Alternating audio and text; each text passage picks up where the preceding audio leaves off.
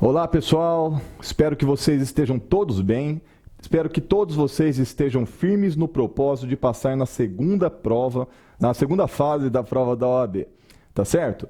Pessoal, não sei quem já assistiu aquele filme Karate Kid, teve duas versões, né? Teve uma primeira versão que tinha o Daniel San, que tinha o professor, o senhor Miyagi, que o Daniel San ele tinha que ficar pintando cerca para cima e para baixo, para cima e para baixo, e depois ele tinha que encerar carro de um lado, encerar carro do outro, depois ele tinha que polir o chão de um lado, polir o chão do outro. Aí depois esse filme teve uma regravação com o filho do Will Smith, aí já não era mais karatê, era kung fu. Não sei se você se lembra também, o mestre que era ele dava o seguinte treinamento. Ele dizia para ele tirar o casaco, botar o casaco, tira o casaco, pendura casaco, tira casaco, bota o casaco no chão, pega o casaco e por aí vai. Esse estudo que nós estamos fazendo para a segunda fase do OAB, o meu objetivo é esse. É que você veja tantas vezes como que o examinador da OAB quer que você responda as questões, que quando você for para a prova, vai ser algo bastante simples, vai ser algo bastante... no reflexo, você já vai saber como formular uma resposta nos padrões que o examinador da OAB exige, tá certo? Então vamos lá, vamos continuar aqui nossos estudos, vamos para responder a primeira questão da terceira prova da OAB, nesse nosso primeiro bloco. Vamos lá, questão 1. Caio, na qualidade de diretor financeiro de uma conhecida empresa de fornecimento de material de informática, se apropriou das contribuições previdenciárias devidas dos empregados da empresa e por esta descontadas, utilizando o dinheiro para financiar um automóvel de luxo. A partir de comunicação feita por Adolfo, empregado de referida empresa, tal fato chegou ao conhecimento da Polícia Federal, dando ensejo à instauração de inquérito para apurar o crime previsto no artigo 168-A do Código Penal. No curso do aludido procedimento investigatório, a autoridade policial apurou que Caio também havia praticado o crime de sonegação fiscal, uma vez que deixara de recolher ICMS relativamente às operações da mesma empresa. Ao final do inquérito policial, os fatos ficaram comprovados, também pela confissão de Caio, em sede policial. Nessa ocasião, ele afirmou estar arrependido e apresentou o comprovante de pagamento exclusivamente das contribuições previdenciárias devidas ao INSS, pagamento realizado após a instauração da investigação, ficando não paga a dívida relativa ao ICMS. Assim, o delegado encaminhou os autos ao Ministério Público Federal, que denunciou Caio pelos crimes previstos nos artigos 168-A do Código Penal e artigo 1º, inciso 1 da Lei 8.137 de 1990, tendo a inicial acusatória sido recebida pelo juiz da Vara Federal da localidade. Após analisar a resposta à acusação apresentada pelo advogado de Caio, o aludido magistrado entendeu não ser o caso de absolvição sumária, tendo designado audiência de instrução e julgamento. Com base nos fatos narrados no enunciado, responda aos itens a seguir empregando os argumentos jurídicos apropriados e a fundamentação legal pertinente ao caso. Pessoal, essa questão aqui é uma questão complexa que envolve uma série de estudos do direito. Em primeiro lugar, aqui você vai ter que saber a diferença entre furto e apropriação indébita. Aqui, o Caio, ele não furtou nada, ele praticou crime de apropriação indébita. Ele tinha, exercer um cargo de gerência de uma empresa, ele tinha acesso a valores que eram descontados dos funcionários, e ao invés dele pagar esses valores que tinham conotação previdenciária, ele se apropriou e adquiriu um carro com isso. Isso aí é apropriação indébita, e tem um crime próprio que é apropriação indébita previdenciária. Previdência social, quem cuida no Brasil é a União. Então, há interesse da União. Por isso que foi encaminhado para a Justiça Federal. Por isso que foi o delegado da Polícia Federal quem instaurou o inquérito policial. Muito bem. O outro crime foi um crime contra a ordem tributária. Porque ele fez o quê? Sonegou ICMS. Aí você tem que saber que ICMS é um imposto estadual. Se é um imposto estadual, não há competência da Justiça Federal aqui, mas sim competência da Justiça Estadual. Tá certo? Muito bem. Vamos lá. Primeira questão que o examinador faz aqui. A. Qual é o meio de impugnação cabível à decisão do magistrado que não absolvera sumariamente? Gente, da decisão que recebe a denúncia, não existe um recurso específico. Da decisão que não recebe a denúncia, cabe recurso em sentido estrito. Mas da que recebe, não existe um recurso apropriado. Bom, se não há um recurso apropriado, e se o inquérito policial der certo, se ele conseguir chegar à sua finalidade, o que vai acontecer com o Caio? O Caio será preso. Bom, se uma pessoa está ameaçada, então, de ser presa, lá no futuro ele vai ser presa, e não existe um recurso específico, nós vamos para onde? Nós vamos para o remédio heróico, habeas corpus. Isso mesmo. Para trancamento de inquérito policial e trancamento de ação penal, cabe o quê? Habeas corpus. Veja, então, uma possível resposta para você dar a essa indagação do examinador da OAB. O meio de impugnação cabível da decisão do magistrado que não absolve sumariamente Caio é habeas corpus, tendo em vista que não há previsão legal de outro recurso.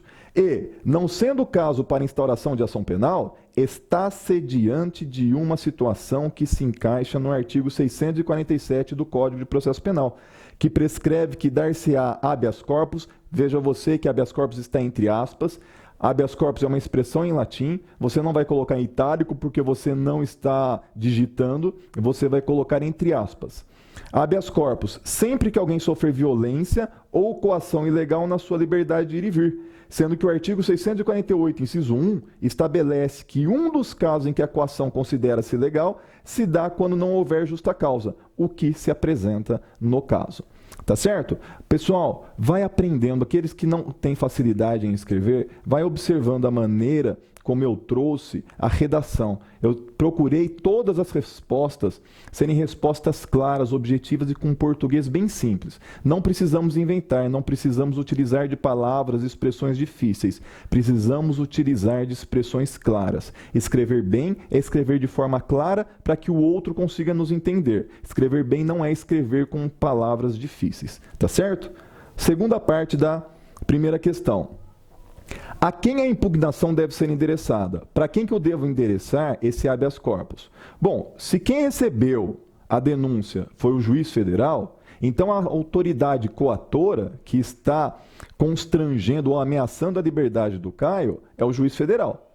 Muito bem, o habeas corpus deverá ser dirigido ao Tribunal Regional Federal, tendo em vista que visa a combater decisão de juiz federal. Certo? Muito bem, terceira parte da primeira questão. Quais fundamentos devem ser utilizados? Para fundamentar a falta de justa causa, deve ser alegado a causa extintiva da punibilidade prevista no artigo 168-A, parágrafo 2º, que estabelece que extingue a punibilidade a confissão espontânea e o pagamento das contribuições. Volta aqui para mim.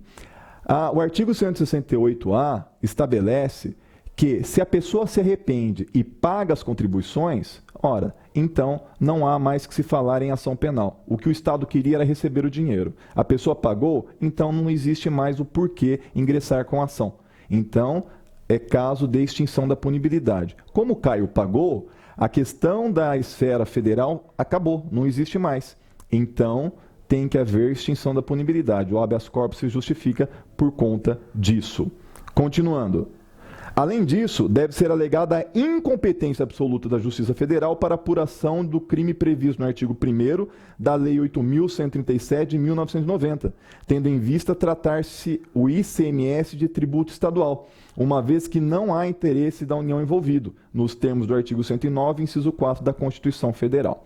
Veja você, o artigo 109 da Constituição você tem que levar para a prova, você tem que saber que é esse artigo 109 da Constituição Federal que estabelece a competência da Justiça Federal. Se não está elencado nesse artigo 109, não há interesse da União. Não havendo interesse da União, não cabe à Justiça Federal se manifestar.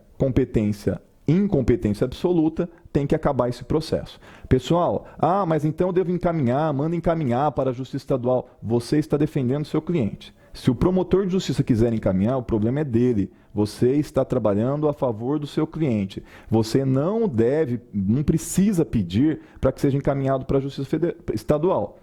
Vai ser, insisto, o promotor de justiça que pede isso se ele tiver endereço. Beleza? Vamos lá para a segunda questão, então, dessa terceira prova da OAB no concurso unificado. Caio, olha o Caio de novo aí. Residente no município de São Paulo, é convidado por seu pai, morador da cidade do Belo Horizonte, outro estado, para visitá-lo. Ao dirigir-se até Minas Gerais em seu carro, Caio dá carona a Maria, jovem belíssima que conhecera na estrada e que, ao saber do destino de Caio, o convence a subtrair pertences da casa do genitor do rapaz, chegando a sugerir que ele aguardasse o repouso noturno de seu pai para efetuar a subtração. Ao chegar ao local, Caio janta com o pai e o espera adormecer, quando então subtrai da residência uma televisão de plasma, um aparelho de som e R$ 2.000. Após encontrar-se com Maria no veículo, ambos se evadem do local e são presos quando chegavam ao município de São Paulo. Com base no relato acima, responda aos itens a seguir, empregando os argumentos jurídicos apropriados e a fundamentação legal pertinente ao caso. Lembre-se que você tem que fundamentar. Fundamentar é mostrar de onde você tirou a resposta que você está dando. Você tem que mostrar ao examinador que você sabe na lei onde encontrar o fundamento para a sua resposta, a base para a sua resposta. Essa resposta aqui essa questão é uma questão interessante, porque ela trata dos crimes contra o patrimônio. E o crime contra o patrimônio praticado contra genitor. Isso aqui, gente, você já sabe que existe a chamada escusa absolutória. Quando que se dá isso? Os crimes contra o patrimônio praticado sem violência ou grave ameaça, furto, estelionato, apropriação indébita, esses crimes contra o patrimônio, se são cometidos contra um ascendente ou um descendente, então contra o pai, mãe, avô, avó, ou filho, filha, neto, neta, por exemplo, é isento de pena, desde que o ascendente não tenha mais do que 60 anos. Então, por exemplo, se o seu pai tem menos de 60 anos, tem 50 anos, e você furta dinheiro da carteira dele, há isenção de pena. Porém, essa isenção de pena não se estende para o seu namorado, para o seu cônjuge, para o seu marido. Essa isenção de pena diz respeito somente a quem é o filho, o filho, o pai, né? Você já entendeu, né? Então vamos lá, uma possível resposta para essas indagações do examinador aqui. Caio pode ser punido pela conduta praticada e provada? Já falamos que não, mas vamos lá. Caio não pode ser punido pela conduta praticada, tendo em vista ter praticado o crime de furto contra seu genitor. E nos termos do artigo 181, inciso 2 do Código Penal, é isento de pena quem comete qualquer crime contra o patrimônio em prejuízo de ascendente. Beleza? Segunda parte da questão. Maria pode ser punida pela referida conduta? Sim, pois nos termos do artigo 29 do Código Penal, quem de qualquer modo concorre para o crime incide nas penas a este cominadas, na medida de sua culpabilidade. Maria instigou Caio a praticar o crime, sendo que o artigo 31 do Código Penal, a instigação é punível se o crime chega pelo menos a ser tentado, e a isenção de pena que beneficiou Caio não beneficiará a Maria, pois é de caráter pessoal, conforme prescreve o artigo 30 do Código Penal. Então, como eu já tinha adiantado, essa isenção de pena nos crimes contra o patrimônio praticado contra ascendente não beneficia namorado ou uma pessoa que ele acabou de conhecer. A terceira parte da questão. Em caso de oferecimento de denúncia, qual será o juízo competente para processamento da ação penal? Aqui o examinador estava bonzinho, tá certo? O crime ocorreu em Belo Horizonte, não foi? Juízo competente, o de Belo Horizonte. Será competente o juízo de Belo Horizonte, nos termos do artigo 6º do Código Penal. Você tem que fundamentar, você tem que falar de onde que é, onde que vai ser. Por que que é Belo Horizonte? Nos termos do artigo 6º do Código Penal, que estabelece que se considera praticado o crime no lugar em que ocorreu a ação ou omissão, no todo ou em parte, bem como onde se produziu ou onde deveria produzir-se o resultado. Tá certo? Pessoal, vamos dar um tempinho, toma um café, passa uma água no rosto e já já a gente volta para o segundo bloco dessa nossa segunda aula.